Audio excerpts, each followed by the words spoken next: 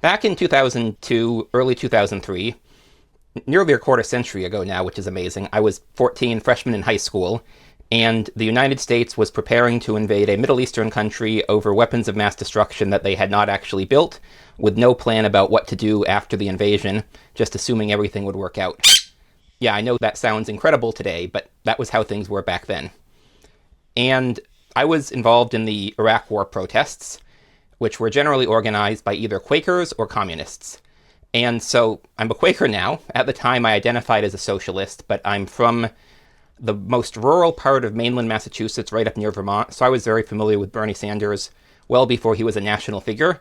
And when I identified as a socialist, that was the New Deal, welfare statism, not even social democracy, much less socialism.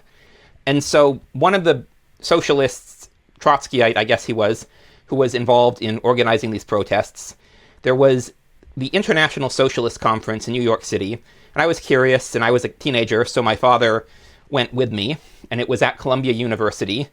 And one thing about that is, I tell people, like, if you're worried about people believing in socialism, because New Deal welfare statism was what I believed in at the time. And then when I interacted with actual Trotskyites, it was extremely off-putting, and it was one of the factors that led to me becoming a libertarian about 6 months later. But anyways, when I was there, I was introduced to two stories that I might have been familiar with the first one, but I learned more about it, and then one of them was completely new to me. And so one of them was the story of the Spanish Civil War, and in the Spanish Civil War, the Soviets were trying to root out the Trotskyites. So I don't know, like, none of these people had fought there, but they knew people who had, so I don't know, it might just been water under the bridge, but people were talking about, the good fight against Franco in the Spanish Civil War there. And so I learned more about that, a little bit more about that. And then the other thing that I learned about is there was a talk on Robert Mugabe, and I learned about how he was an anti-imperialist, anti-racist, anti-colonialist leader who was trying to make a free and democratic Zimbabwe, and so the whole world was sanctioning him and it had destroyed the Zimbabwean economy. And then I looked it up, and I learned that he was a brutal dictator who had destroyed the Zimbabwean economy himself by confiscating land from white farmers and giving it to cronies of his who were not, like, poor blacks who knew farming, but close cronies of Mugabe who knew nothing about farming, generally destroyed, like, orchards for firewood and stuff, and completely wrecked the agriculture that was the base of the Zimbabwean economy.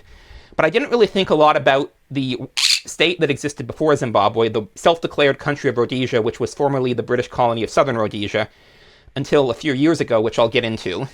But I sort of knew about the Spanish Republic, and I believed in the Spanish Republic, and if you'd asked me, I would have said, oh, obviously the Rhodesians were equivalent to Franco, because you had, so when the nationalists launched the coup in Spain, they claimed to be the legitimate government against the democratically elected one, and eventually they took over and forced sort of retroactive recognition of that.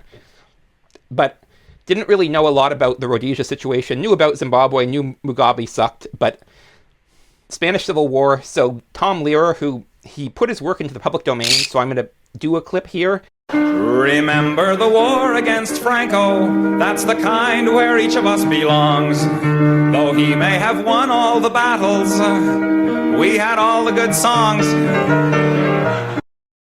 And so that was sort of after the Spanish Civil War, so it was mostly, you had the international brigades of Americans who went to fight against Franco, and they were mostly working class American Jewish communists, and specifically pro-Stalinist communists.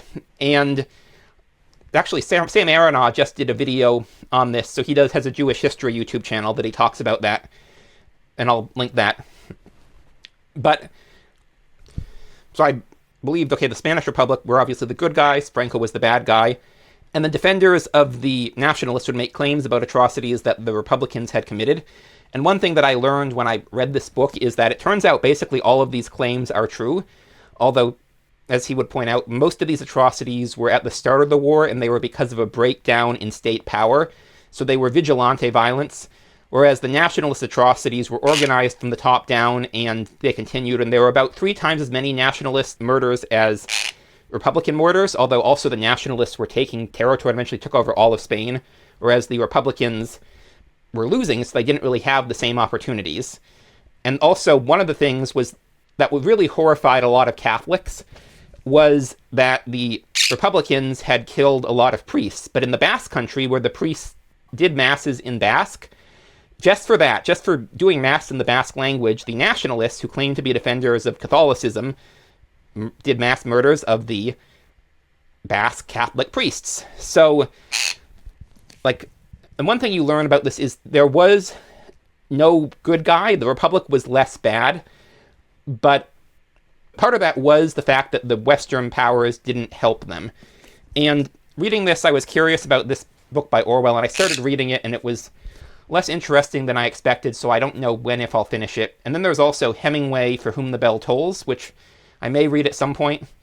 Adam Hawkschild did not give me a positive impression of Hemingway in this, although he's an interesting character, and I've seen the Hemingway house in Key West, which is pretty neat, and he has a bunch of polydactyl cats. But anyways, so sort of had this idea of the Spanish Republic was this situation where so I knew that the Italians and the Germans, the fascists and Nazis, right, were supporting Franco, while the Western democracies were embargoing help and not letting aid go to the legitimate government of the Spanish Republic. And in fact, one thing I learned from Hawkschild is the Spanish Republic had a contract with Texaco for oil, and as soon as the Civil War started, the leaders of Texaco started supplying the oil to credit to the nationalists instead and not honoring the contracts with the Republic. And FDR, he could have embargoed oil, but he chose not to, and he claimed that, well, he couldn't do anything to help the Republic because the Catholic vote wouldn't help him. But Hawkschild at least believes, like, the Catholics who cared about Franco weren't going to vote for FDR anyways. And the more I read about FDR, he was a pretty just miserable, awful person. Although I think to rise to that level of power, you generally have to be most of the time. Like, you have Abe Lincoln, you have Jimmy Carter, but they are the exceptions. Anyways, I knew about the Spanish Republic, and I knew that it was sort of this lost cause, sort of valorized story on the old left, although it was, even when I was a kid, it was dying out, and I had to go to a Trotskyite conference to actually even really see people still caring about it. But I got an interest in it again after the Russian invasion of Ukraine, because people were talking about appeasement starting with the Sudetenland, and I'm like, I kind of think it started with Spain, and I would say it did, because you had this government that was the legitimate national government of Spain, that the Western powers just said, okay, well, they're two equally valid countries, we're not going to pick, where one of them was a democratic, pro-Western country, and so it became more and more Soviet-aligned, but that was because the Soviets were the only ones giving them aid. The French would let Soviet aid through sometimes and allow a little bit of aid, but for the most part, Britain was saying, don't help them, so the French were, okay, we want to keep our alliance with Britain, we don't want to annoy the Brits, so we're not going to do this. And France also had a strong pro-Franco party as well, so it was hard for them to do it alone. That's what Aronoff argued in his video. So I've had that backstory. Then I read this book by David Hackett Fisher, who, I don't know if it'll come out before or after this, but I have another video talking a bit about his best-known book, All Beyond Seed. But this is about the cultural development of the United States and New Zealand, and I found it really interesting, and I'm curious to see, like, how did this compare to other settler colonies? Mostly English-speaking, but I was curious about Brazil too, and then I was also curious about, what about South Africa and Australia? And I didn't really find an answer on Australia, but as I started looking into South Africa, I learned more about the country that came before Mugabe, Rhodesia, which was, so for 15 years, it unilaterally declared independence from Britain, and there's now sort of a cottage industry of what I would call Rhodesian lost causism that basically says everything the Smith government said positively about Rhodesia was correct, and then everything that Smith acknowledged that makes Rhodesia look bad today was actually Smith was kowtowing to, or they just don't acknowledge it and they claim, nope, actually Smith was wrong about those things, and Rhodesia was even better than the leader of Rhodesia presented it. And so I got curious about this, because I noticed, like, as I was looking into South Africa and learning more about it, I started seeing stuff about Rhodesia, and I noticed you had this trend of sort of, again, Rhodesian lost causism, mostly trying to claim that it was not a racist apartheid state like South Africa, which, if you look into it, it absolutely is. And there's a video by the Casual Historian that I would recommend talking about that. And it heavily seems to be based on this book, which I have read, that sort of documents. So what happened, and I won't get too much into it, but basically over half the land, eventually down to half the land, and most of the best land was reserved for the white minority and had been confiscated and unused. And Ian Smith when defending this policy, would say, okay, well, you know that if we made it race neutral, we would have to do away with the tribal areas, which those were based on the Bantustans of South Africa, or the Proto-Bantustans before the Bantustans were formed, which were based on the U.S. Indian reservations. And as you know, U.S. law is neutral on race and who can own land, but you do have Indian reservations. So, like, it's pretty clearly, and it should have been pretty clear, like, even if you wanted to maintain the tribal trust territories, you could do that and still have race-neutral land policy. But all the best land and all the land near the cities was reserved for whites in Rhodesia, which made it very hard to be economically viable.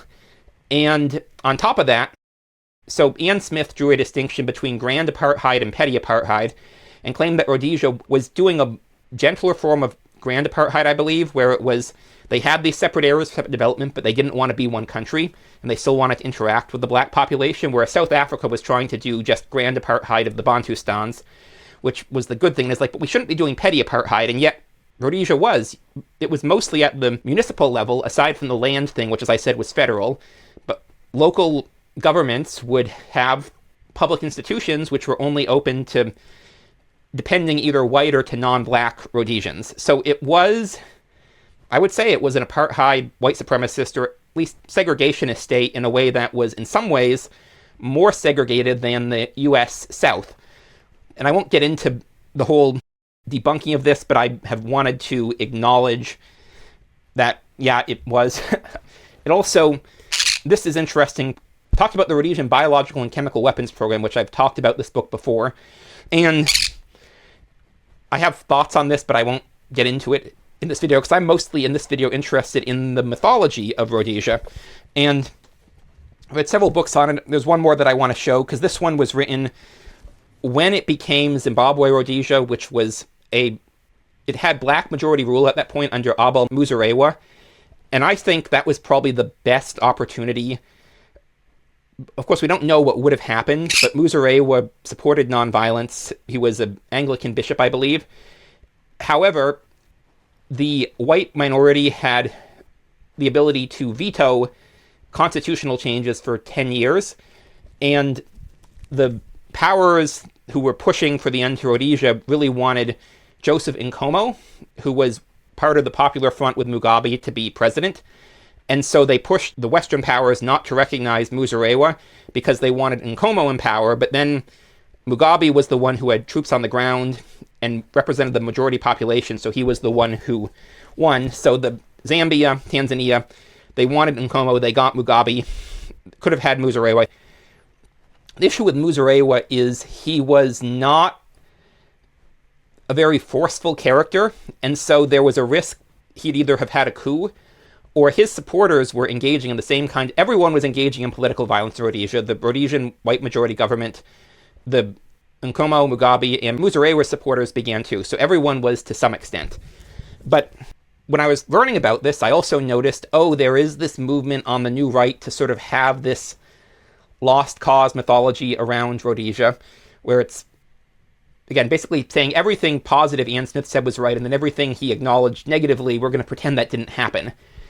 But I still find it interesting how there's parallels to the Spanish Civil War in terms of this mythology. And before I learned about it, I would have said, yeah, obviously the Rhodesian government was like Franco's government, but it was the continuation of the legitimate government of Southern Rhodesia. So it had that in common with the Spanish Republic. In the Unilateral Declaration of Independence, so that was Smith claiming Britain was never going to honor its agreements, which, having now read this book about how the British treated Newfoundland, where you had no excuses for how they treated them except British strategic interests, I find those claims a lot more credible. Smith was probably right about that part of it, unfortunately, because basically his claim was the British kept making promises and breaking them, but those promises were private promises, and so I was like, well, if it was public, an agreement, they would have kept to it, right? And after reading about Newfoundland, I'm like, no, actually, they probably would not have. So he declared independence unilaterally, and he presented himself as, well, Rhodesia wasn't fully democratic, but they were getting there as the black population was prepared for democracy, so there was limited franchise for the black population that was expanding.